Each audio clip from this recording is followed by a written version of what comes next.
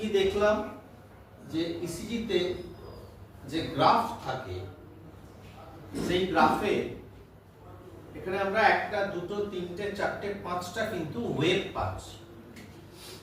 P wave, Q wave, আর wave, S wave এবং T wave.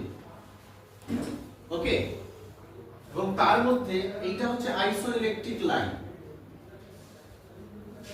এটা হচ্ছে আইসোইলেকট্রিক লাইন। আইসোইলেকট্রিক লাইনের উপরের দিকে অর্থাৎ পজিটিভ ডিফ্লেকশন যেগুলো আছে তিনটে পি আর টি, পি আর টি এগুলো হচ্ছে পজিটিভ ওয়েভ।